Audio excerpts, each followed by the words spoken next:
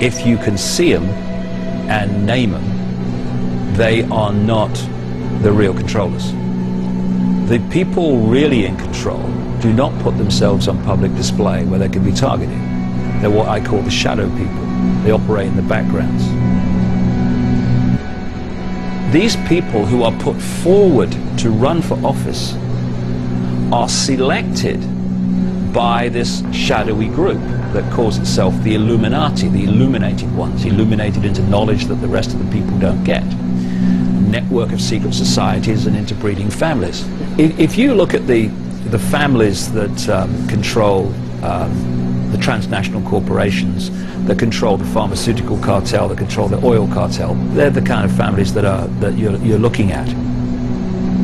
Where they want to take us is into a centralized Orwellian global state with a world government dictating to every country in the world, a world army imposing the will of the world government, a world central bank and a world currency controlling finance, and a microchipped population connected to a global computer.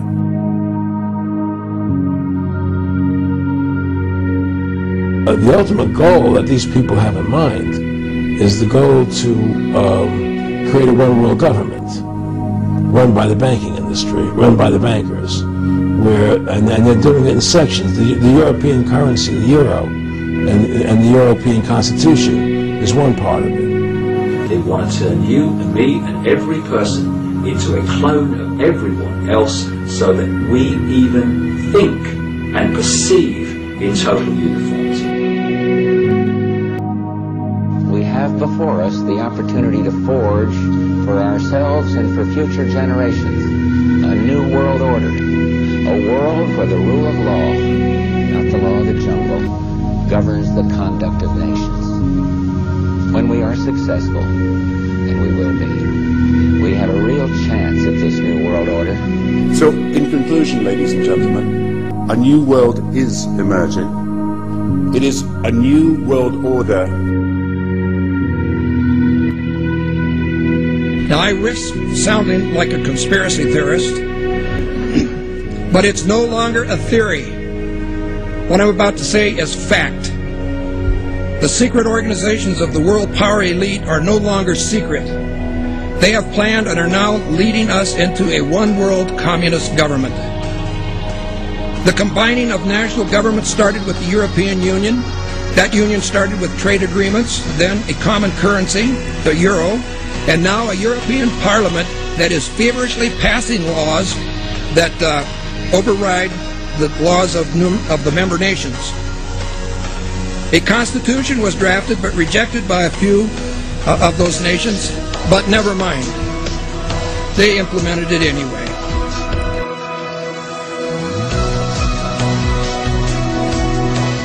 And the idea, these are maps that have come out of the European Union, is to break up countries, including this one, same with the United States and Canada, they want the same, and around the world, into different regions to de-unify in a unified response to the dictatorship at the center, the European Union. And that's why they're breaking up Britain into different regions in their maps, which are connected into other regions of other countries, and you're de-unifying the authorities and the orchestration of those countries. And while there is an identity of a country and a culture, that is a resistance to allowing your country to be broken up into the system that they want.